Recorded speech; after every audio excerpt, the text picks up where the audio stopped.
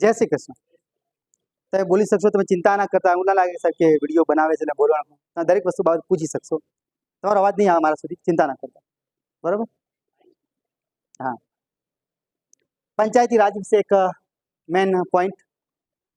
Rajasthan, UP, Bihar, Jharkhand, અમુક અમુક સ્ટેટોમાં જે પરીક્ષા લેવાય અને સ્થાનિક સ્વરાજ વિશે પ્રશ્ન પૂછાય. બેંક પીઓમાં એક પ્રશ્ન આવ્યો હતો, એની બી આપણે ચર્ચા કરશો. એટલે તાજેતરમાં આના રિલેટેડ જે પ્રશ્નો પૂછાયા છે એ પ્રશ્નોની આપણે ચર્ચા કરશું. અને જેમાં કોઈ સુધારા કે વધારા કે જે અધિનિયમ બન્યા છે અથવા જે બાબતો આપણા ખ્યાલથી બહાર છે એ બાબતો વિશે આજે આપણે તમામે તમામ માહિતી મેળવવાની કોશિશ કરશું. સૌથી પહેલા તો પંચાયતી રાજ. પંચાયત આ શબ્દને અલગ પાડો ને તો તમે વિચાર કરી શકો. પંચ વત્તા આયત બાર પડે. પંચ વત્તા આયત.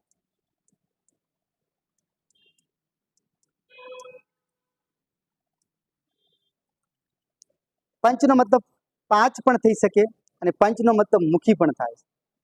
આપણે કહેતા પંચ પંચ શબ્દ વાપરો ને ઘણી વખત. એટલે આનો મતલબ પંચનો મતલબ વાસ્તવમાં તો પોચ જ થાય છે. આયત એટલે સમૂહ થાય છે. એક સમૂહના જે 5 વ્યક્તિનું જે જોડાણ છે, કમિટી છે, એને આપણે પંચાયત તરીકે ઓળખો છો. આ એક ધ્યાન રાખજો. બીજો એના માટે શબ્દો વપરાય છે સ્થાનિક સ્વરાજ.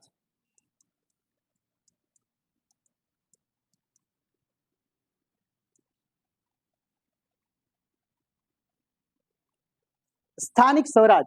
તો સ્થાનિકનો મતલબ જે આપણે કહો છો સ્થ શબ્દ છે. સ્થ. જેમ આપણે સ્વરાજ શબ્દ આવે ને સ્વરાજ.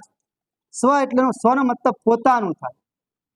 સ્વનો મતલબ પોતાનું થાય અને રાજ એટલે વહીવટ. સ્થાન એટલે સ્થાન છે. પોતાના સ્થાનમાં પોતાનું જ વહીવટ એને સ્થાનિક સ્વરાજ કહેવાય. પોતાના સ્થાનમાં પોતાનું જ વહીવટ, પોતાનું જ રાજ એને સ્થાનિક સ્વરાજ કહેવાય.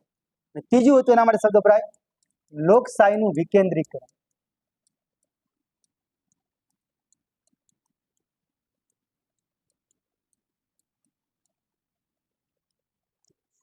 તમે બધા જ લગભગ જાણો છો કે સ્થાનિક સ્વરાજના પિતા કોણ?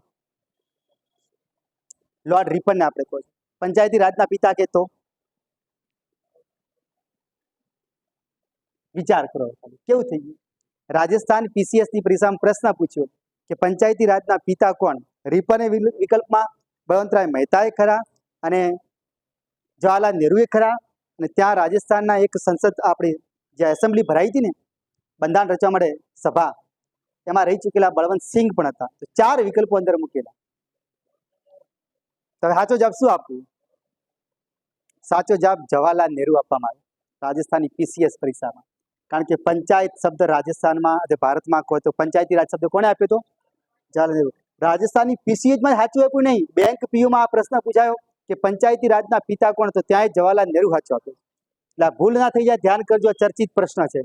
જોજો, પંચાયતી રાજના પિતા કેમ? તો જવાહરલાલ નહેરુ લખો. હમણાં જ પ્રશ્ન પૂછાની ચર્ચા આવી છે. કારણ કે શબ્દ એને આપ્યો હતો. પંચાયતી રાજના પિતા કે તો જવાહરલાલ નહેરુ આવે.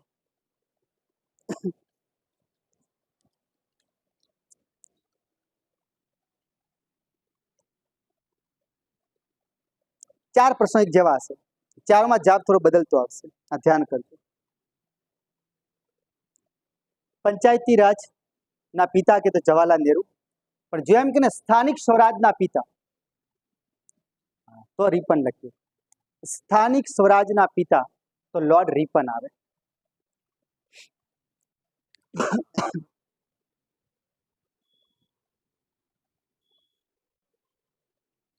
ત્રીજો પ્રશ્ન એવો હતો લોકશાહીનું વિકેન્દ્રીકરણના પિતા. લોકશાહીનું વિકેન્દ્રીકરણના પિતા હવે કોણ આવે? તો બળવંતરાય મહેતા આવે. કારણ કે એમને શબ્દ આપ્યો. લોકશાહીનું વિકેન્દ્રીકરણ ના પિતા. લોકશાહીનું વિકેન્દ્રીકરણના પિતા તો બળવંતરાય મહેતા આવે. પછી આવે છે આ પ્રશ્ન પૂછાયો પોર્ટફોલિયો વ્યવસ્થાના જનક તો કેનિંગ આવે. આ એને લગતું જ છે ને? આ લખી દેજો. પોર્ટફોલિયો વ્યવસ્થા.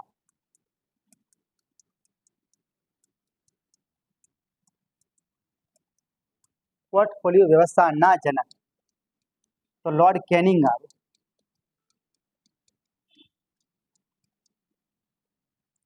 પોર્ટફોલિયો વ્યવસ્થાના જનક કે તો લોર્ડ કેનિંગ આવે.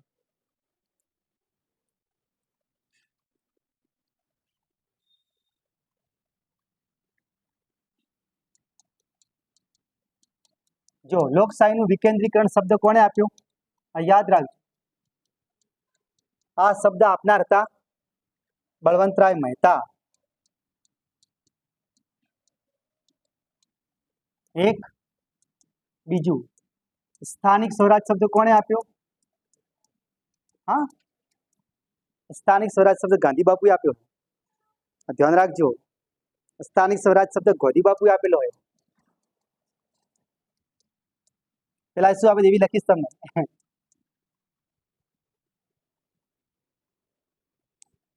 રીપરે તો લોકલ સેલ્ફ ગવર્નમેન્ટ શબ્દ વાપર્યો હતો, એનું આપણે ગુજરાતી કરો હતો. લોકલ સેલ્ફ ગવર્નમેન્ટ આ શબ્દ રીપને આપ્યો હતો.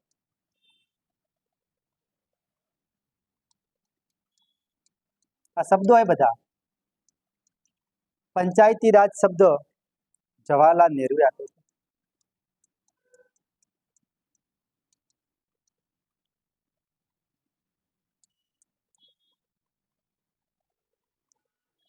પાંચમું, પોર્ટફોલિયો વ્યવસ્થા આ શબ્દ કેનિંગે આપ્યો.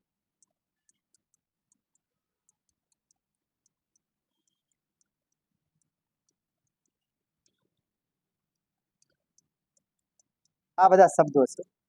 એક ભાગમાં કોઈ પંચાયતી રાજ પૂરું નહીં થાય, આપણે બે ભાગ કરશું.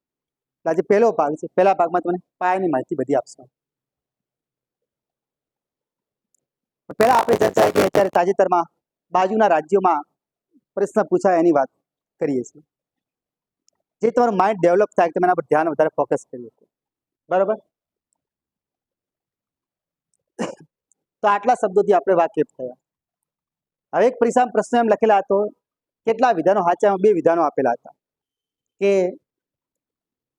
પંચાયતી રાજ વ્યવસ્થા માટે પહેલી સમિતિ બળવંતરાય મહેતા સ્થાપવામાં આવી હતી.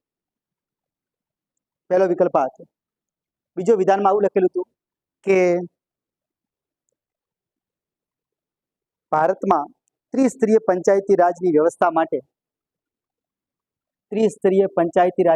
માટે બળવંતરાય મહેતા સમિતિના આધારે ભારતમાં આ સમિતિના આધારે ત્રિસ્તરીય પંચાયત રાજની સ્થાપના થઈ.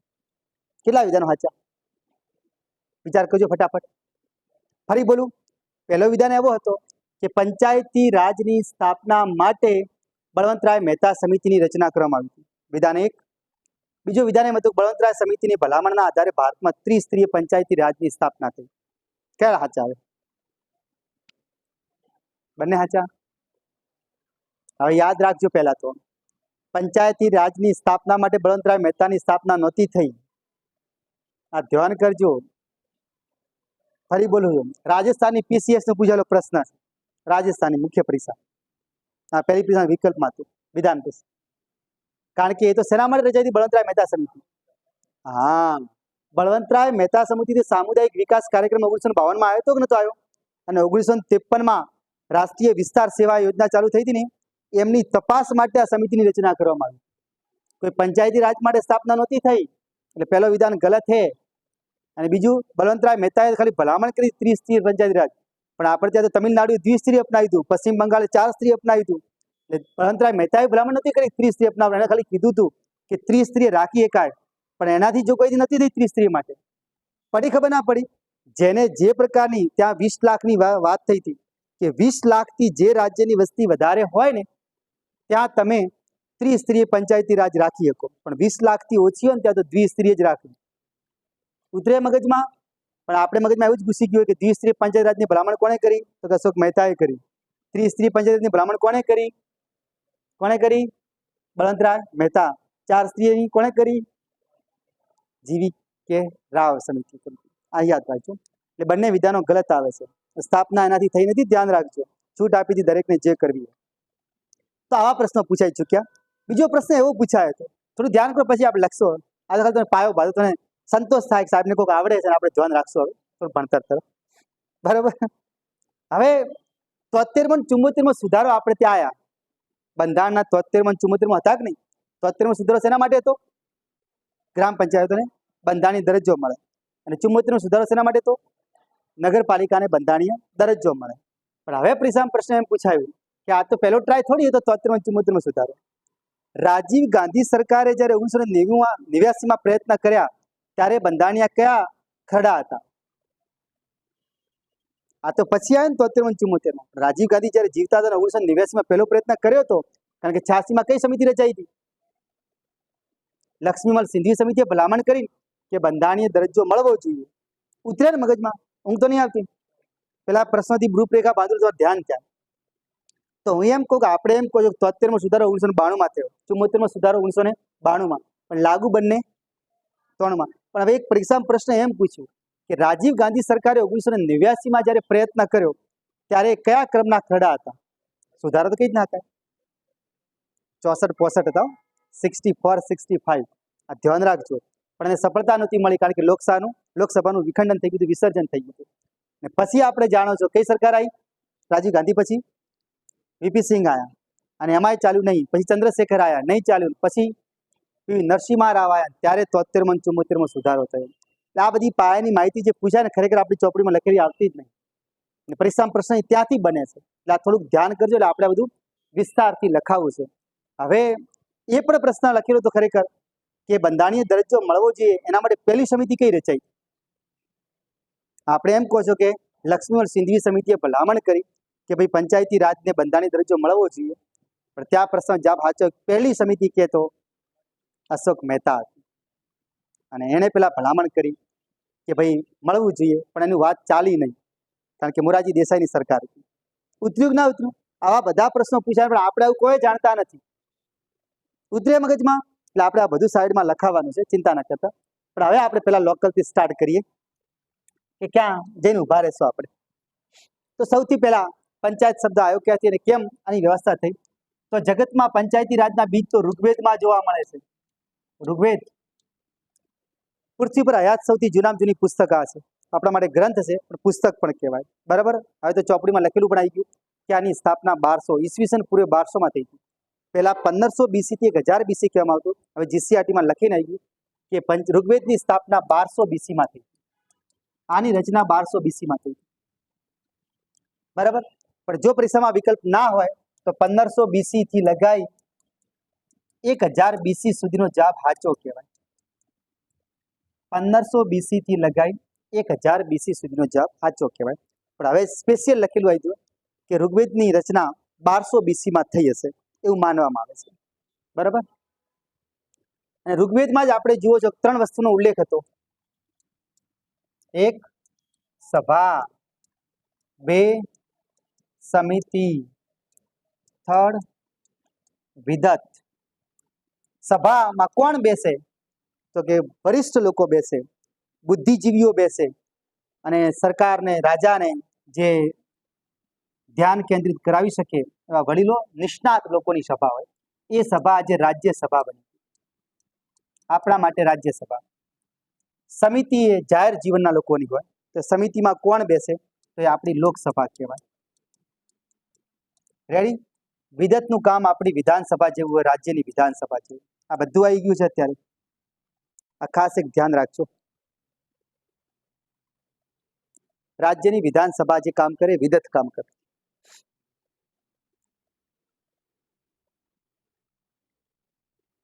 તો રાજ્યસભા અને લોકસભા આપણે શું કહો છો કે બ્રિટનમાંથી લાવ્યું છે, આપણે હાઉસ ઓફ લોર્ડ્સ અને હાઉસ ઓફ કોમન્સમાંથી. પણ વાસ્તવમાં એના બીજ આપણે ત્યાં ઋગ્વેદમાં જોવા મળે છે. તો ધીરે ધીરે એક શરૂઆત થઈ, એનો ઉલ્લેખ આવ્યો.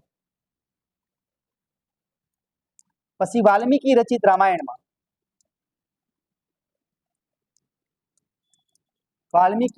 રામાયણમાં શબ્દ વાપર્યો તો જનપદ.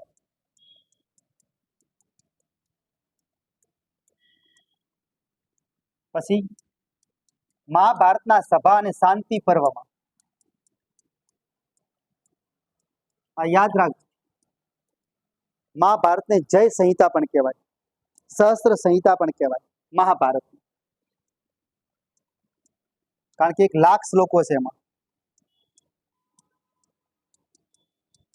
મહાભારતને જય સંહિતા પણ કહેવાય,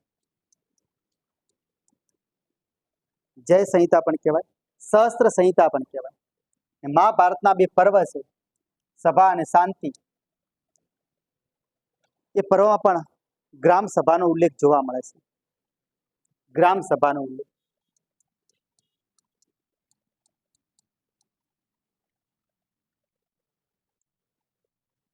અને આપણે જાણો છો કે મહાભારતના ભીષ્મ પર્વમાં ભગવદ્ ગીતાનો ઉલ્લેખ છે.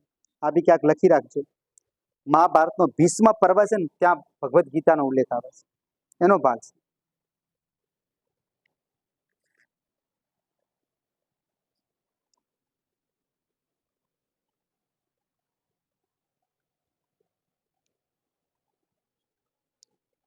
તો આ સિમ્પલ ત્યાંથી પણ ઉલ્લેખ જોવા મળે છે કે જનપદ શબ્દ હતો. અને પછી ભગવાન બુદ્ધની બૌદ્ધ ધર્મ પર જે જાતક કથાઓ લખાઈ, જાતક કથાઓમાં પણ ગ્રામ સભાનો ઉલ્લેખ જોવા મળે છે કે ત્યાં સભા ભરાતી હશે. ગ્રામ ભોજકા જેવા શબ્દો પ્રાચીન સમયમાં આપણે જોવા મળે છે.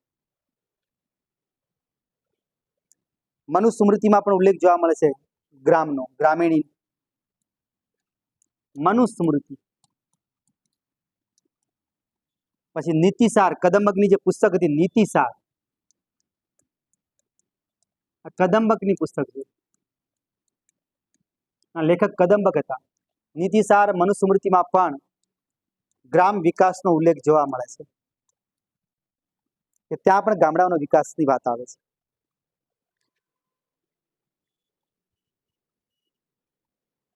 ગામડાના વિકાસની.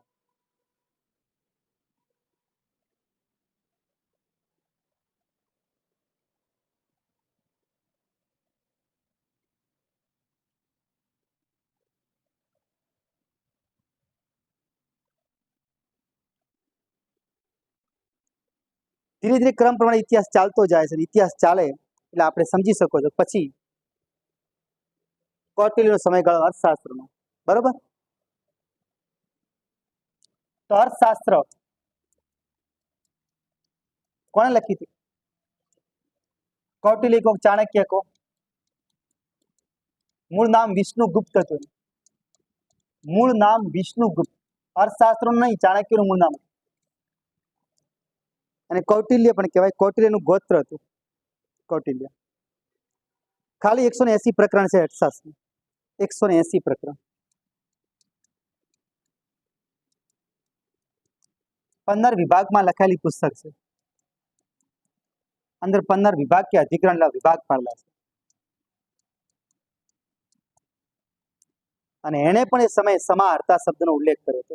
એને તો એ પંચાયતી રાજ બતાવ્યું પણ ખરા કે ત્યાં પંચાયતી રાજની વ્યવસ્થા કેવી હતી. તો ત્યાં ત્રિસ્ત્રીય પંચાયતી રાજની વાત કરીએ કે સૌથી ઉપર ગ્રામ રહેતું, એના નીચે જનપદ રહેતું, જનપદથી નીચે ગણતંત્ર અથવા જેને આપણે રાજ્ય કહો છો એવો બી લખ્યું એને. ગ્રામનો વડો ગ્રામીણ કહેવાતો, ગ્રામીણી. જનપદનો વડો સમાહર્તા કહેવાતો.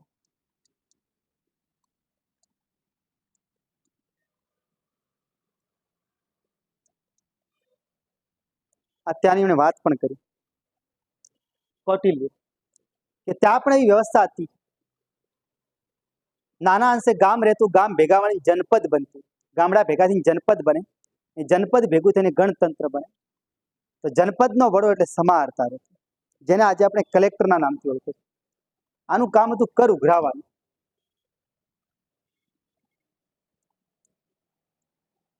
સમાહર્તા, આ વ્યક્તિ કર ઉઘરાવનાર કહેવાય.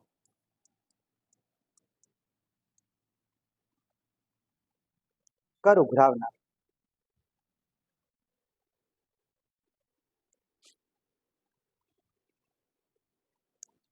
મૂળમાં બેઠા હોય ને રવિવાર એટલે વધુ નહીં, કોઈ યાદ તો નહીં આવતું.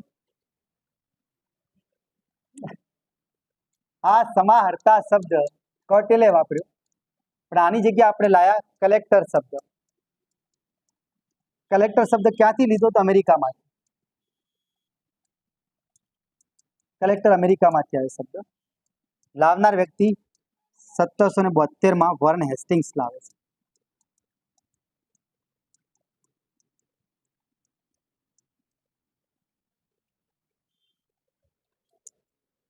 પરીક્ષામાં પ્રશ્ન પૂછાઈ ચૂક્યો કે કૌટિલ્ય 8 કે 10 ગામડાના સમૂહને કયો નામ આપે છે? તો ગોપસ નામ આપે છે. યાદ રાખજો. ચાણક્ય 8 કે 10 ગામડાઓના સમૂહ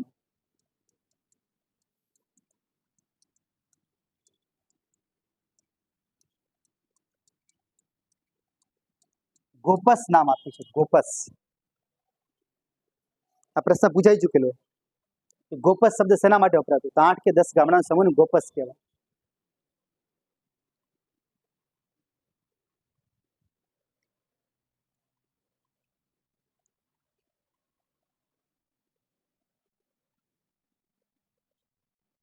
પછી આપણે આગળ જશો, લખી રહ્યા હતો 8 કે 10 ગામના સમૂહને ગોપસ કહેવાય. એના પછી વારો આવ્યો, આપણે જાણો છો કૌટિલ્ય જે સમય હતા એ સમય મેગાસ્નીજ ભારતમાં આવે છે, પુસ્તક લખે છે ઇન્ડિકા. મેગાસ્નીજે પોતાની પુસ્તક ઇન્ડિકામાં પણ વર્ણન કર્યું છે. પોતાની પુસ્તક હતી ઇન્ડિકા. ટાટા ઇન્ડિકા ગાડી નહીં, પુસ્તકનું નામ. એક તો એવું કીધું કે ભારત 7 વર્ગોમાં વેચાયેલું હતું.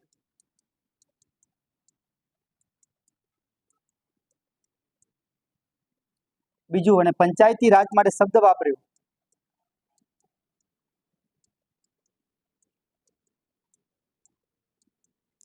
પેન્ટાર્ક. ઘણી બુકમાં પેન્ટાર્ક શબ્દ લખ્યો, પેન્ટાર્ક ના આવે, પેન્ટાર્ક આવે. પેન્ટાર્ક સલ્ફા ગોળી આવે ખીલ માટે. પેન્ટાર્ક શબ્દ વાપર્યો હતો પંચાયતી રાજ માટે. ત્યાં બી આપણે ઉલ્લેખ જોવા મળે છે પેન્ટાર્ક. તો આ બધી બાબતો આપણે ખરેખર એમ ખ્યાલ હોવી જોઈએ સ્ટાર્ટિંગથી.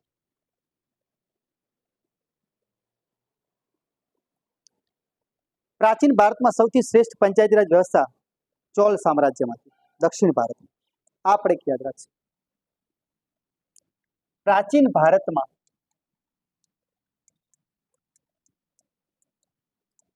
સર્વશ્રેષ્ઠ પંચાયતી રાજ ચોલ સામ્રાજ્યમાં.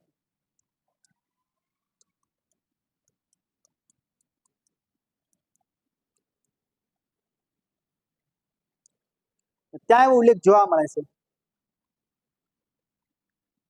કે સૌથી નાનું ગામ રહેતું, જેને ગ્રામ કહેવાય. ગ્રામ ભેગા થઈને કોટે બનતું. કોટે કહેવાય, કોરમ કહેવાય, અથવા નાડુ પણ કહેવાય.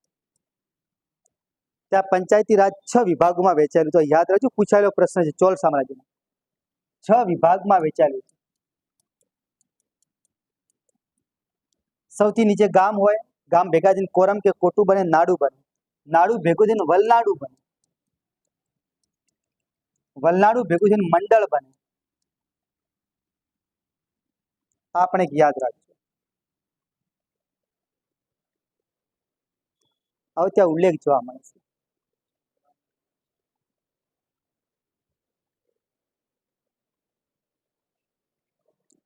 હા, તો ગામ ભેગા થઈને કોટે તો કોરમ બને, જેને નાડુ કહેવાય. નાડુ ભેગા થઈને વલનાડુ બને. વલનાડુ ભેગા થઈને મંડળ બને. મંડળ ભેગા થઈને શું બનશે? હા, પ્રાંત બને. પ્રાંત ભેગા થઈને રાજ્ય બને, જેને ગણતંત્ર કહેવાય. આ રીતે 6 ભાગમાં વેચાયેલું ચોલ સામ્રાજ્યમાં પંચાયતી રાજ. સૌથી શ્રેષ્ઠ વ્યવસ્થા ત્યાં જોવા મળે, આપણે ત્યાં પંચાયતી રાજ.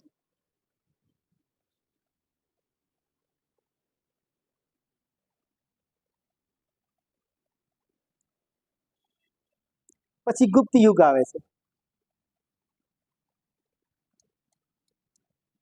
આ પૂછાઈ ગયેલો પ્રશ્ન, લાલ પેનથી ટીક કરી દેજો. ગુપ્ત યુગમાં પંચાયત માટે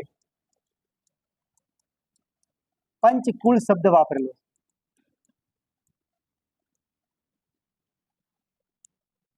ગુપ્ત યુગમાં પંચાયતી રાજ માટે પંચકુલ શબ્દ વાપરેલો જોવા મળે છે.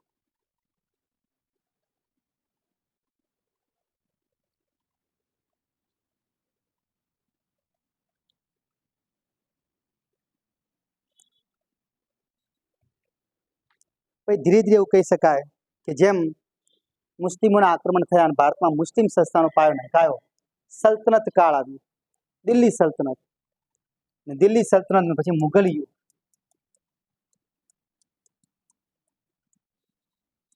પછી મુઘલ યુગ. અહીં પણ એવી વ્યવસ્થા જોવા મળે.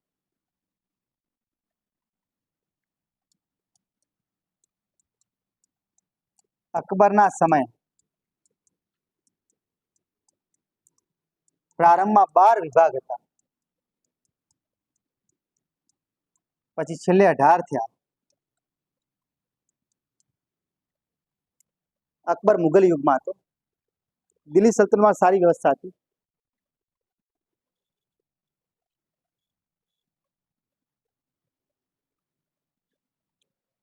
પ્રારંભમાં 12 વિભાગ ને પછી 18 વિભાગ, પણ સૌથી વધારે વિભાગ કે તો ઔરંગઝેબ.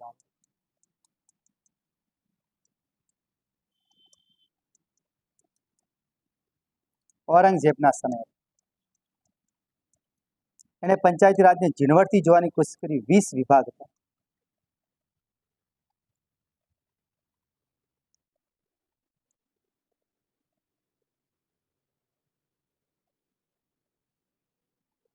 દિલ્હી સલ્તનત, મુઘલ યુગ, હર્ષવર્ધનમાં જોવા મળે છે એની પુસ્તકોમાં.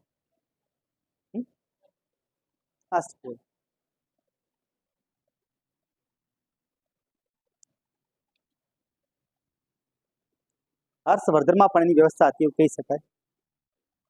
શિવાજી ને લોકો હતા ત્યારે બી હતી,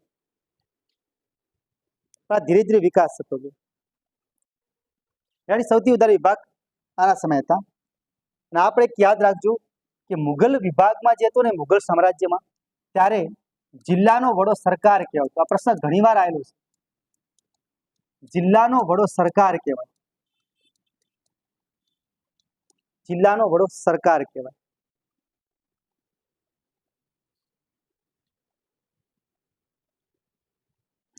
ગામડાનો વડી તો મુખી જ કહેવાતો. ગામડાનો વડો મુખી, જે ગ્રામ રહેતા એનો વડો મુખી કહેવાતો.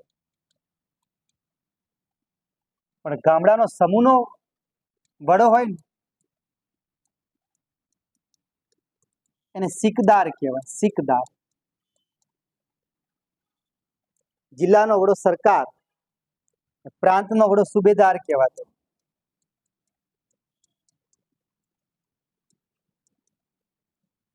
રાજ્યનો વડો બાદશાહ કહેવાય.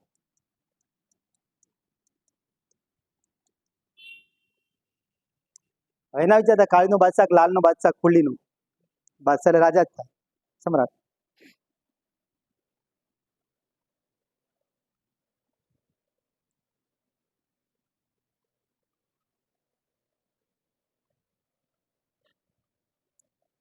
છેક મુઘલ યુગમાં પણ આ વ્યવસ્થા ત્યાં જોવા મળતી એવું કહી શકાય.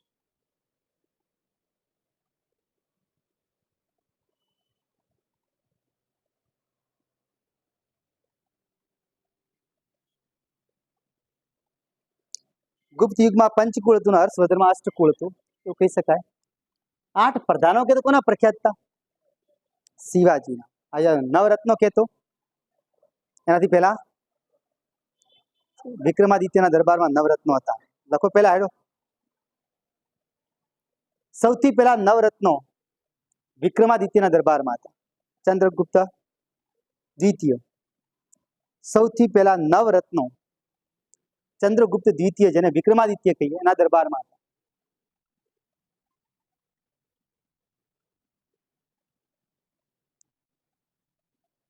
પછી નવરત્નો પ્રખ્યાત થયા અકબરના.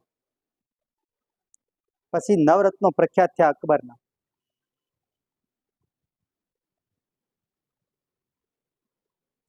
અષ્ટપ્રધાન પ્રખ્યાત શિવાજી. ધ્યાન રાખજો, અષ્ટપ્રધાન મંડળ કહેવાય આખું. અષ્ટપ્રધાન મંડળ તો આ શિવાજીનું. નવરત્નો સૌથી પહેલા ચંદ્રગુપ્તના દરબારમાં હતા. ચંદ્રગુપ્ત મૌર્ય નહીં, પણ ચંદ્રગુપ્ત દ્વિતીય, જેને આપણે વિક્રમાદિત્યના નામથી ઓળખીએ. સમ્રાટ અશોકના સમયમાં કેટલી સમિતિઓ હતી? સમ્રાટ અશોકના સમય સમિતિઓ કામ કરતી ને 6/5 હતું કે નહીં, 30 જણો સભ્યો રહેતા ને સમ્રાટ અશોકના. તો આ લખી રાખો, સમ્રાટ અશોકના સમયમાં 30 સભ્યોની સમિતિઓ રહેતી. સમ્રાટ અશોકના સમયમાં 30 સભ્યોની સમિતિ એ નક્કી કરતો શું ડિસિઝન લેવું જોઈએ. આ બધા પૂછાયેલા ભૂતકાળના પ્રશ્નો.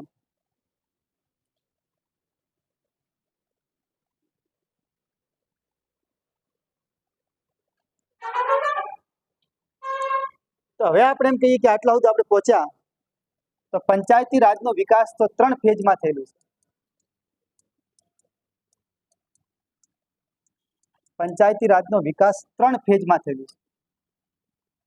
સૌથી પહેલા કે તો પ્રાચીન યુગમાં, બીજો ફેઝ કે તો બ્રિટિશ યુગ, ત્રીજો ફેઝ કહીએ તો આઝાદી પછીનો સમય.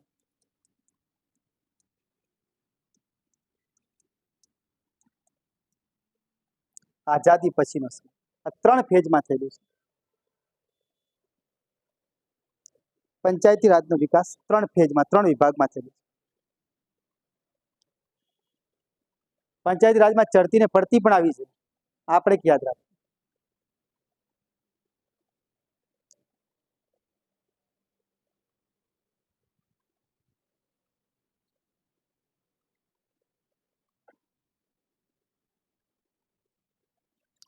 यानी तो ब्रिटिश युग, आजादी पछीनो समय અને પ્રાચીન યુગ. પ્રાચીન યુગમાં આપણે સમજાયું કે છે ઋગ્વેદથી ચાલુ કરીને અંગ્રેજો નહોતા ત્યાં સુધી જે વિકાસ છે પ્રાચીન યુગનો જ ગણવામાં આવે છે. દિલ્હી સલ્તનત, મુગલ, આ બધું એની અંદર જ ગણી દેવામાં આવે.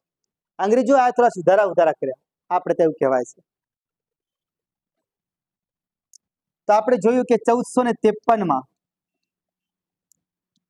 એશિયા અને યુરોપને જોડતો બંદર કોન્સ્ટેન્ટિનોપલ નું પતન થયું. તુર્ક મુસલમાનો જીતી લે છે અને પછી એશિયા અને યુરોપને જોડતો માર્ગ નવો શોધવાની જરૂર પડી. ત્યારે વાસ્કો દી ગામા 1498માં ભારત આવવાનો જળમાર્ગ શોધે છે. 1492માં કોલંબસ અમેરિકા શોધે છે. આ રીતે અંગ્રેજો ભારત તરફ પ્રયાણ કરે છે. અને હવે આપણે એમ કીધું કે 1498માં વાસ્કો દી ગામા ભારત આવ્યા અને અહીંથી આપણે જે જામોરીન રાજા એનું સ્વાગત કર્યું કાલિકટ બંદરે, કેરળનો જહાજનો કોઝિકોડ કહેવાય. એ કાલિકટ બંદરેથી જામોરીન રાજા એનું સ્વાગત કરીને જહાજ ભરીને સંપત્તિ આપી ભેટમાં. એ સંપત્તિ લઈને ગયા પછી ત્યાં બ્રિટેનમાં એવો એક ઉપાડો લીધો કે આપણે ભારત તરફ વેપાર કરવા જોઈએ, ભારત સમૃદ્ધિનો ભંડાર છે, સોને કી ચિડિયા હે.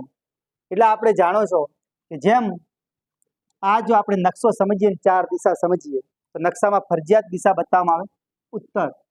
ઉત્તરને અંગ્રેજીમાં નોર્થ કહેવાય, બરાબર. ઉત્તર દિશા મળે તો ઘડિયાળનો કાંટો જે બાજુ ફરે 90 અંશના ખૂણે ત્યાં પૂર્વ આવે. પૂર્વને અંગ્રેજીમાં ઈસ્ટ કહેવાય. નોર્થની બિલકુલ વિરુદ્ધમાં સાઉથ હોય જેને દક્ષિણ કહીએ છીએ, અને પૂર્વની બિલકુલ વિરુદ્ધમાં પશ્ચિમ હોય જેને આપણે વેસ્ટ કહો છો. તો ભારત ઉત્તર ગોળાર્ધમાં આવેલો દેશ છે ને આપણે ઉત્તર ગોળાર્ધમાં પૂર્વ તરફ આવેલા છે. તો કદાચ ભારતને આપણે આ તો ગણીએ ને અહીંથી આપણે બ્રિટેનને ગણીએ કે બ્રિટેન અહીં હશે. તો હવે આપણે વિચાર કરી શકો છો 31 ડિસેમ્બર 1599ના રોજ એ લોકોએ પૂર્વને ઈસ્ટ કહેવાય, ભારતને ઇન્ડિયા કહેવાય. એ પ્રમાણે ને કંપનીમાં આવવું પડે, ગ્રુપમાં આવવું પડે. એટલે ભારત તરફ આવવાનો જળમાર્ગ શોધવું હોય તો એક વ્યક્તિ ના આવી શકે, કારણ કે દરિયામાં ચાંચિયા હોય, લૂંટારું હોય, લૂંટી નાખે. એટલે ત્યાં 1599ના અંતમાં ડિસેમ્બર મહિનાના છેલ્લા દિવસે એક સંસ્થાની સ્થાપના થઈ જેને કહેવાય society of adventures. Society of adventures. પરંતુ આજે આપણે એવું જ ભણો 1600ની સમયમાં, કારણ કે ડિસેમ્બરનો છેલ્લો દિવસ એટલે કોઈ ના કહેવાય 1600 જ કહેવાય. 1600માં ત્યાં એક સંસ્થાની સ્થાપના થઈ વેપાર કરવા માટે ભારત તરફ આવતું. સોસાયટી ઓફ એડવેન્ચર સાહસિકોની એક મંડળી હતી. આ મંડળી એક બે ના આવી કે વધારે લોકોને આવવું પડે, એટલા માટે એમને સ્થાપના કરી સોસાયટી ઓફ એડવેન્ચર્સની. અને પછી ખબર પડી કે આપણે ભારત તરફ વેપાર કરવા જાઓ છો, પૂર્વ તરફ જાઓ છો અને ઇન્ડિયામાં જવું છે, એટલે એમણે નામ ચેન્જ કરીને ઈસ્ટ ઇન્ડિયા કંપની નામ આપ્યું. ઘણી વખત પરીક્ષામાં પ્રશ્ન પૂછાય છે, પીઆઈની પરીક્ષામાં પૂછાઈ ચૂક્યું આપણે ત્યાં, ઈસ્ટ ઇન્ડિયા કંપનીનું જૂનું નામ શું હતું? તો ઈસ્ટ ઇન્ડિયા કંપની પહેલા કયા નામે સ્થપાઈ હતી? તો East India company society of એડવેન્ચર્સના નામે સ્થપાઈ હતી. આ આપણે એક ધ્યાન રાખજો. પાછળથી એનું નામ ઈસ્ટ ઇન્ડિયા કંપની થઈ હતી. ઈસ્ટ ઇન્ડિયા કંપની નામ આપવામાં આવ્યું. અને એણે જે ભારતમાં હવે સુધારા કર્યા પંચાયતી રાજ માટે, આપણે એના તરફ જવું છે.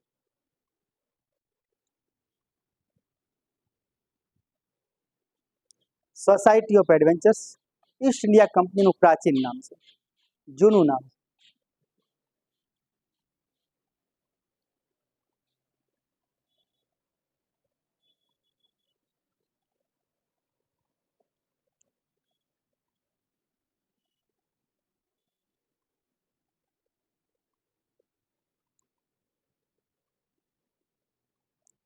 રેડી? તો આપણે સમજી શકો છો, ઈસ્ટ એટલે પૂર્વ તરફ આવતું, ઇન્ડિયા એટલે ભારતમાં આવતું, અને એક જણ ના આવી શકે એટલે ગ્રુપમાં આવવું પડે, સમૂહમાં આવવું પડે એટલે કંપની નામ આપ્યું. એટલે આનું નામ આપોઆપ થઈ ગયું ઈસ્ટ ઇન્ડિયા કંપની. 1600ની સાલમાં ભારત તરફ આવે, ભારતમાં વિચાર કરે છે કઈ રીતે ભારતનો વેપાર કરશો, વહીવટ કરશો, એ જોવા માટે. એટલે 1600ની સાલમાં અહીં આવવાનું ચાલુ થયું, પણ આપણે જાણો છો કે બે સાલ 1608 અને 1613 કેપ્ટન હોકિન્સ અને sir Thomas Roe. Captain Hawkins આવે છે 1608માં. ત્યારે કઈ જો એવી જોગવાઈ ના બની કે ભાઈ જહાંગીરનો સમય તો દિલ્હી પર મુઘલ સામ્રાજ્યના રાજા જહાંગીર બેઠા હતા, એને ના પાડ્યું વેપાર કરવાની.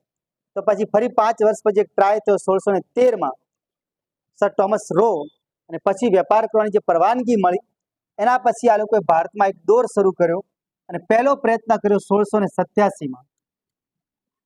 1687માં ભારતમાં પહેલી વખત મદ્રાસ નગર નિગમની સ્થાપના થઈ. મદ્રાસ નગર નિગમની સ્થાપના 1687માં થઈ. મદ્રાસ નગર નિગમ. પણ આ સંસ્થા નિષ્ફળ ગઈ, કારણ કે એક જ વર્ષમાં દુષ્કાળ પડ્યો તો 1688માં મદ્રાસમાં. 1688માં મદ્રાસ એટલે તમિલનાડુ, જેને આપણે ચેન્નઈ કહો છો, ખૂબ મોટો દુષ્કાળ પડે છે અને લોકો જોડે ખાવા પીવાના સાસા નથી રહેતા. ત્યારે આ સંસ્થા પર કોઈ ધ્યાન આપવા માંગતું નહોતું, એટલે આ સંસ્થા પડી ભાગી. મૂળ ટાર્ગેટ આ હતો કે લોકોને વહીવટમાં ભાગીદાર બનાવો, અને લોકો સુધી છેક કેન્દ્રની વાત પહોંચે એ માટે કરીને પંચાયતી રાજના પગલાં લેવાતા હતા. બરાબર, આ ધ્યાન કરજો. એટલે 1688માં સંસ્થા નિષ્ફળ ગઈ, એટલે પછી કોઈ પગલાં ભરતો નથી. ફરી એક ટ્રાય થયો 1726માં. 1726માં ઈસ્ટ ઇન્ડિયા કંપનીએ નક્કી કર્યું કે આપણે 3 જગ્યાએ નગર નિગમ બનાવીએ: મદ્રાસ, મુંબઈ અને કોલકાતા. મદ્રાસ, મુંબઈ અને કોલકાતા. પણ એટલું બધું કોઈ ફોકસ ના થયો આ સંસ્થા ઉપર. આ સંસ્થા ઉપર ભાર પડ્યો કોર્નવોલિસના સમયમાં 1793માં. આ યાદ થાય. 1726માં જાહેરાત થઈ હતી, પણ એના પર કોઈ નક્કર પગલાં ના લેવાયા. એટલે આ ત્રણેય સંસ્થા સ્થપાય છે 1793માં. કોર્નવોલિસ એના પર એક્શન લે છે અને 3 જગ્યાએ નગર નિગમ બનાવે છે. લોર્ડ કોર્નવોલિસ સમય હતા વાઇસરોય ભારતના, ગવર્નર જનરલ. એટલે મદ્રાસ, મુંબઈ અને કલકત્તામાં 3 જગ્યાએ નગર નિગમનો અમલ થયો 1793માં. અમલ કે તો 93 આવે, કોર્નવોલિસના સમયમાં. આમ ધીરે ધીરે અંગ્રેજો કદમ મૂકતા જાય છે કે આ તરફ પ્રયાણ કરીએ કે ના કરીએ, કરીએ કે ના કરીએ. પણ એ લોકોનો ટાર્ગેટ એવો નહોતો કે વહીવટ માટે. એમણે તો ખાલી કર ઉઘરાવા માટે એવી જવાબદારી જોઈતી હતી કે નાના વ્યક્તિઓ જોડેથી કર કઈ રીતે ઉઘરાવો. પણ આ લોકો જાતે કર ઉઘરાવે તો એને મળતું નહોતું. એટલે પછી એમને ખબર પડી કે સ્થાનિક લોકોને પકડવા પડશે આપણે. ધીરે ધીરે આ સંસ્થાનો વિકાસ થતો ગયો. હવે આપણે જાણો છો કે એમના ગવર્નર જનરલ બદલાતા ગયા. છેક 1793થી લગાવીને જાઓ આગળ તો 80 વર્ષના દાયકા પછી 1869માં ભારતમાં વાઇસરોય તરીકે લોર્ડ મેયો આવે છે. મેવો નહીં, મેયો, લોર્ડ મેયો. આ પર એક યાદ રાખવું કે ગવર્નરનું પદ 1753 આપણે ત્યાં જોવા મળે છે કે બંગાળનો પ્રથમ ગવર્નર કોત લોર્ડ ક્લાઇવ કહેવાય, પણ ગવર્નર જનરલનું પદ કહો તો 1773ના અધિનિયમમાં આવ્યું. એનાથી વોરેન હેસ્ટિંગ્સ બંગાળનો ગવર્નર જનરલ બને. આ ગવર્નર જનરલનું પદ ક્યાં સુધી ચાલ્યું તો કે બેન્ટિક આવ્યા ત્યાં સુધી 1833નો અધિનિયમ આવ્યો હતો. 1833માં બંગાળના ગવર્નર જનરલને ભારતનો ગવર્નર જનરલ જાહેર કરવામાં આવ્યો. પછી 1857નો વિપ્લવ ખેલાયો. 1857ના વિપ્લવ પછી ગવર્નર જનરલનું પદ બદલી 1858માં વાઇસરોયનું કરવામાં આવ્યું. એટલે હવે આ વાઇસરોય કહેવાય. ફરી પાછો 1935ના ભારત શાસન અધિનિયમ પ્રમાણે વાઇસરોયના પદમાંથી બદલીને ગવર્નર જનરલ કરવામાં આવ્યું.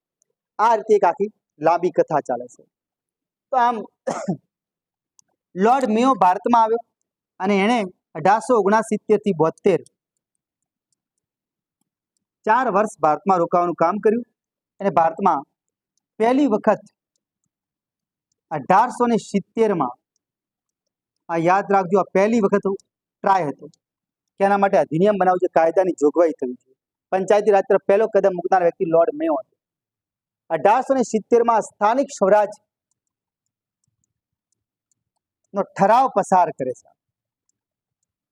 એને ઠરાવ પસાર કર્યો એટલે આજે બી પરીક્ષામાં પ્રશ્ન પૂછાય લખવામાં આવે છે કે પંચાયતી રાજ તરફ પહેલું કદમ મૂકનાર વ્યક્તિ કોણ, તો લોર્ડ મેયો આવે છે. આને સૌથી પહેલું કદમ મૂક્યું હતું, એને સૌથી પહેલું પગ મૂક્યું હતું. આ યાદ રાખો, કારણ કે એના સ્થાનિક સ્વરાજનો ઠરાવ પસાર કર્યો હતો 1870માં. આ પણ એક યાદ રાખજો.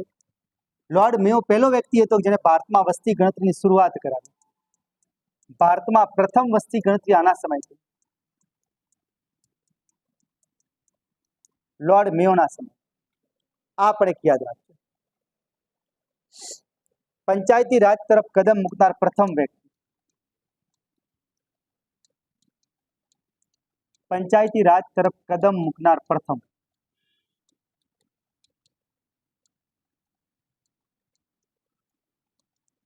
વ્યક્તિ, પહેલો વાઇસરોય જેની હત્યા ભારતમાં થઈ.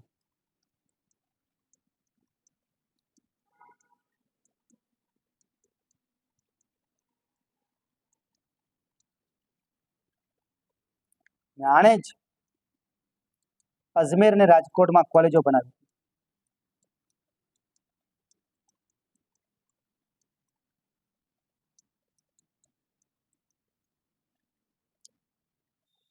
અજમેરમાં લોર્ડ મેયો, રાજકોટમાં રાજકુમાર કોલેજની પાયો નાખી.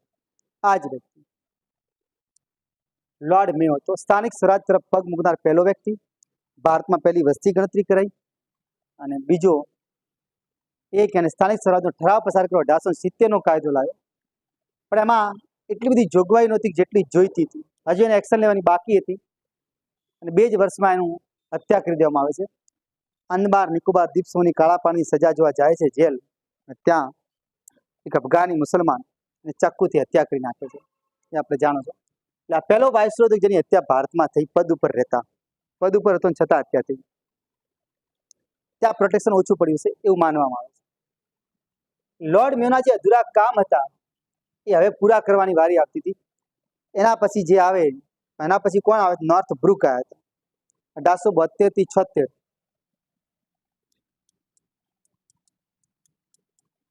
લોર્ડ નોર્થ બ્રુક આવ્યા હતા, પણ આને ઘણી સફળતા ન મળી. આના સમયમાં કુકા આંદોલન થયું પંજાબમાં, અને બીજું સુએજ નહેર ખુલ્લી મૂકવામાં આવી.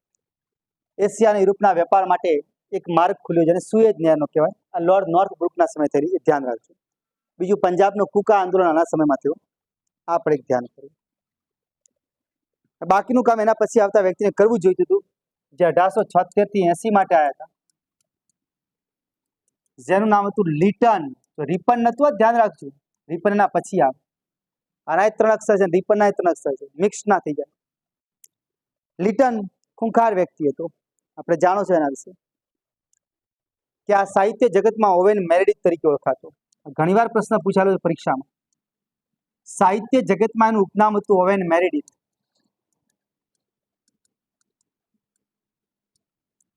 ઓવેન મેરેડિથ કોણ હતા, તો યુરોપના એક મહાન સાહિત્યકાર હતા. એની સાથેની તુલના કરવામાં આવી કે આ વ્યક્તિ સાહિત્ય જગતનો પ્રેમી હતો. એટલે સાહિત્ય જગતમાં એનું નામ હતું ઓવેન મેરેડિથ. બીજું અને આપણે જાણો છો વર્નાક્યુલર પ્રેસ એક્ટ 1878 માં લાવ્યો. વર્નાક્યુલર પ્રેસ એક્ટ લાવ્યો.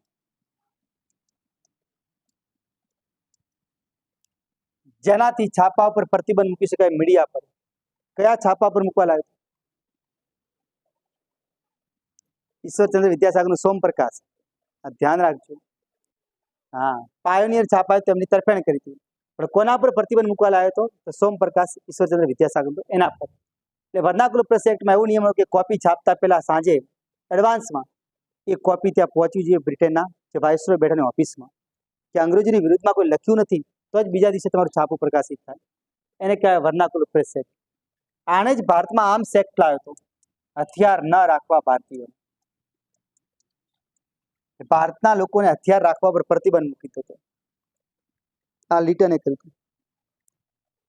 1877 પહેલી વખત દિલ્હી દરબારનું આયોજન થયું. 1877 ભારતમાં પ્રથમ દિલ્હી દરબાર.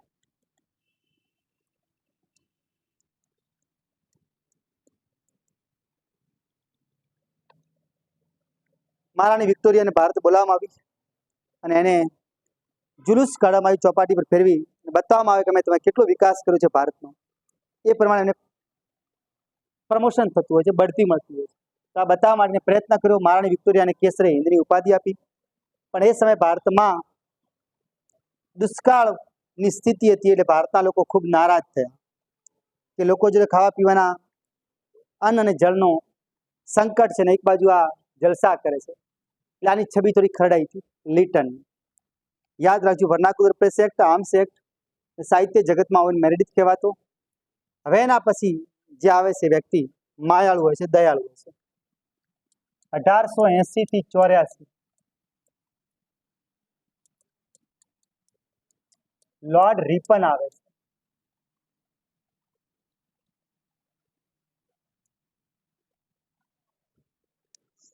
વેલેન્ટાઇન સિરોલે એને ભારતના ઉદ્ધારકની પદવી આપી છે. ધ્યાન રાખજો, આ ભારતનો ઉદ્ધારક કહેવાય. ભારતનો ઉદ્ધારક કોણે કીધું તો? વેલેન્ટાઇન ના હતા.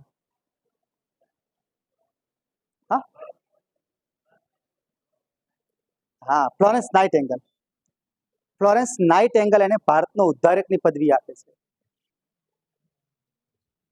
ફ્લોરેન્સ નાઇટિંગેલ.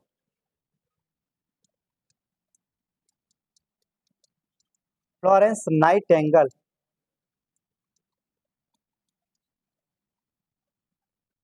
વેલેન્ટાઇન સિરોલ કોને ઉપાધિ આપી હતી?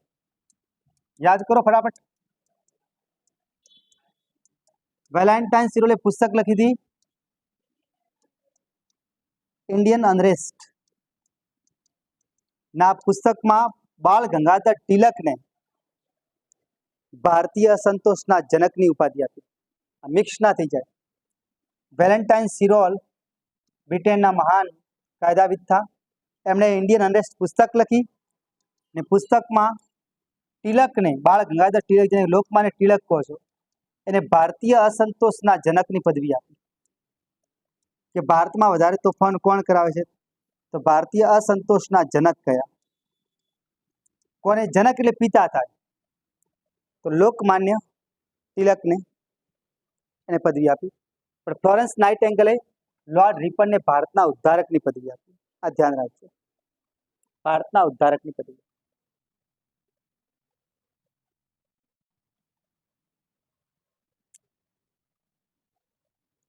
પછી આપણે આગળ જઈએ તો એક પુસ્તક લખી હતી જેનું નામ હતું રિપને ઇસ યુગ કા કર્તવ્ય. इस युग का कर्तव्य, ड्यूटी ऑफ दिस एरा. આ પુસ્તક એને લખી હતી, इस युग का कर्तव्य. બીજું, અને 1881 પ્રથમ કારખાના અધિનિયમ લાવ્યો. પ્રથમ કારખાના અધિનિયમ.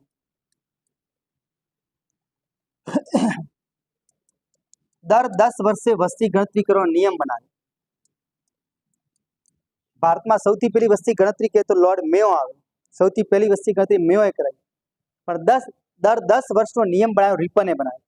આ લીટન ને રિપન ભેગા ના થઈ જાય. દર 10 વર્ષે વસ્તી ગણતરીનો નિયમ બનાવ્યો.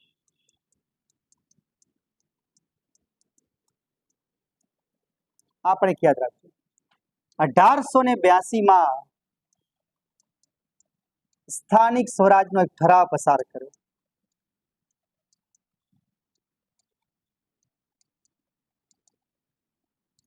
1882 બ્રિટનની સંસદ સમક્ષ સ્થાનિક સ્વરાજનો એક ઠરાવ પસાર કર્યો. આ જ ઠરાવના હમણાં પરીક્ષામાં પ્રશ્ન પૂછાયો રાજસ્થાનની પોલીસ પરીક્ષામાં કે સ્થાનિક સ્વરાજનો જે ઠરાવ છે કોને પસાર કરાયો હતો? તો 1882 રીપને. એક પરીક્ષામાં પ્રશ્ન એમ પૂછ્યું કે ભારતીય પંચાયતી રાજનો મેગ્ના કાર્ટા કાયદો કોને ગણવામાં આવે? તો આને આવે.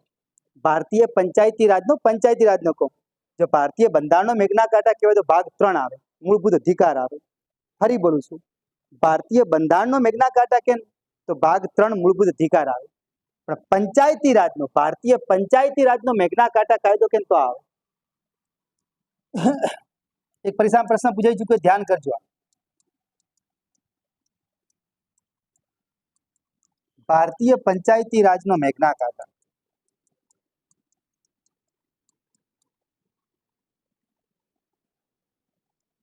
ભારતીય પંચાયતી રાજનો મેગ્ના કાર્ટા કાયદો. મેગ્ના કાર્ટા કઈ સાલમાં આવ્યો હતો? 1215 બ્રિટેનમાં આવેલો છે. મેગ્ના કાર્ટા એટલે મહા અધિકાર પત્ર કહેવાય કે જેનાથી મૂળભૂત અધિકારોની છૂટ મળી. રાજા જ્હોન ના સામંત એને પૂછે છે કે રોટી કપડા ઓર મકાન જે માણસના મૂળભૂત અધિકારો છે એના પર કોઈ સ્ત્રાપ ના મારો, એના માટે તમે છૂટ આપી દો.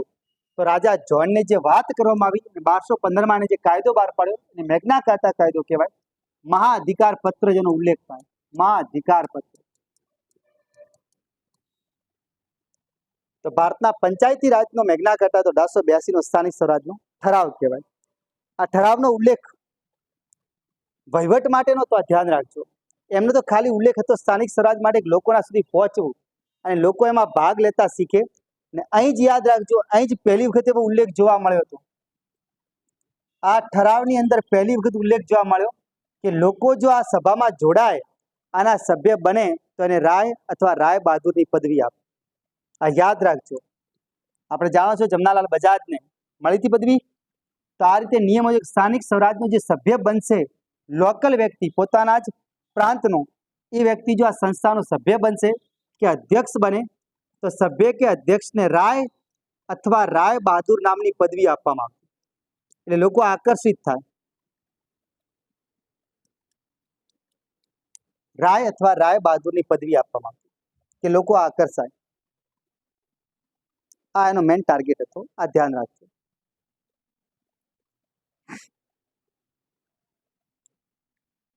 કારખાના અધિનિયમમાં નિયમ નક્કી કર્યો કેટલા કલાક કામ કરવું. જે ડ્યુટીના ઉપરથી ટાઈમ વધારે કરાવવું હોય તો તમારે વધારાના પૈસા આપવા પડશે, એવો નિયમ બનાવ્યો. એટલે આ થોડો દયાળુ માણસ હતો, ભારતના લોકોની ભાવનાને સમજી શકતો હતો. એઝ એ ગવર્નર તરીકે ગામે ગામ ફરે, એક દુભાષિયાને લઈને લોકોને કહે છે કે તમે મારાથી ડરો નહીં, તમે એક સાથે બધા અંગ્રેજો ભારતની અમારી જે ઓફિસો છે ત્યાં ઘૂસી જાઓ છો અને અમારે લાઠીચાર્જ કરવો પડે, એનાથી તમને બી ફાયદો નહીં થતો, અમને બી નહીં થતો. એના કરતાં એક કામ કરીએ કે તમે તમારા ગામમાંથી એક વ્યક્તિને મુખી બનાવો અને તમે એની તકલીફોની જાણ કરો. એ વ્યક્તિ અમારી ઓફિસમાં આવે તો તમે અમારા ગામનું, અમે તમારા ગામનું આખું વિકાસ કરાવી શકીએ. એટલે આ વાત બધાને ગમી. એટલે આ ભારતનો ઉદ્ધારક કહેવાય છે. ખાસ યાદ રાખજો કે એને લોકોના દિલ જીતી લીધા હતા, ભારતના લોકોના. આ મેઇન પોઈન્ટ હતો. પણ ઇલબટ બિલ વિવાદના કારણે રાજીનામું આપનાર વાઇસરોય કે ગવર્નર તો રિપન આવે. આ પણ એક યાદ રાખજો, ઇલબટ બિલ વિવાદ. ઇલબટ બિલ વિવાદની વિરોધમાં જે આંદોલન થયું શ્વેત વિદ્રોહ કહેવાય છે. આ પણ એક યાદ રાખજો. ઇલબટ બિલ વિવાદ ના કારણે જેને રાજીનામું આપવું પડ્યું તો લોર્ડ રિપન હતો. આ પણ ધ્યાન રાખજો.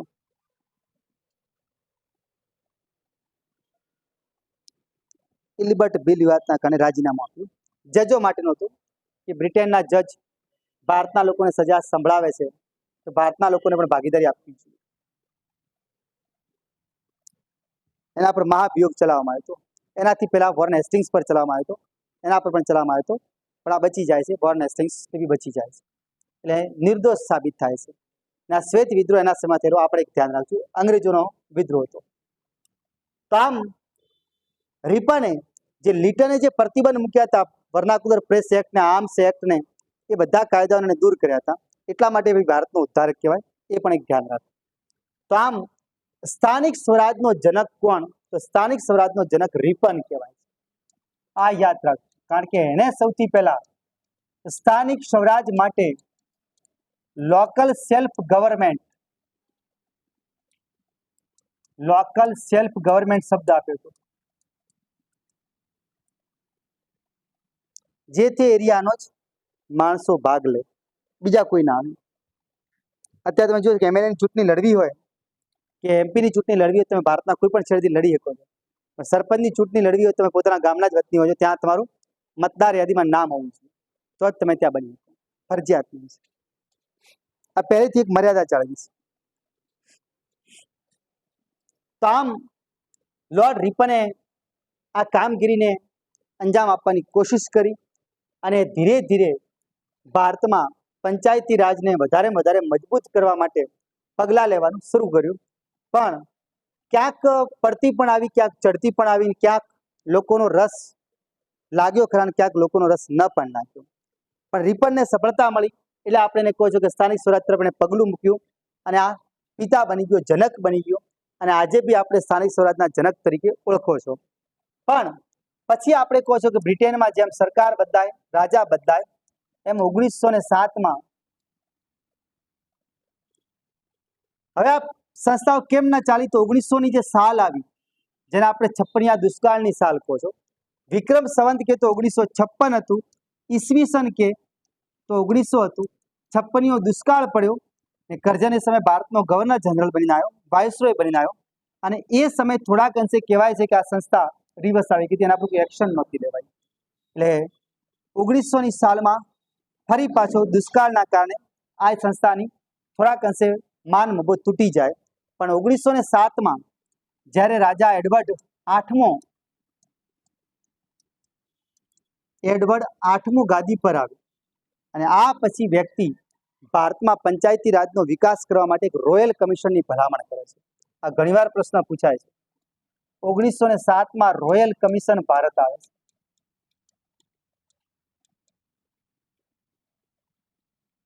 રોયલ કમિશન એને 3 ભલામણ કરી હતી પંચાયતી રાજ માટે, ખાસ યાદ રાખજો. રોયલ કમિશન 1907માં આવ્યું. રાજા એડવર્ડ આઠમો હતો, આ રાજાએ આ સમિતિ બનાવી, પંચ બનાવ્યું, ભારત મોકલે છે. એક તો એને એવું કીધું કે પંચાયતોને કર નાખવાનો અધિકાર છે, પંચાયતોને કર નાખવાનો અધિકાર આપે, પંચાયતોને કર નાખવાનો અધિકાર આપે. બીજો, પંચાયતો કર ઉઘરાવી પણ શકે છે. આ બધી ભલામણ આની હતી. ત્રીજો, ગ્રામના વિકાસમાં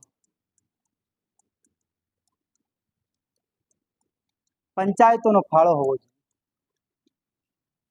આ 3 ભલામણ એની મેન હતી 1907ના રોયલ કમિશન. આ ઘણીવાર પરીક્ષામાં જીપીએસસીમાં આવી ચૂક્યો છે, પીએસઆઈમાં, સીસીમાં ધ્યાન રાખજો, પોલીસમાં આવી શકે. સાલ યાદ રાખવી, રાજા કોણ? તો એ મૂકે છે રોયલ કમિશનની ભલામણ થઈ.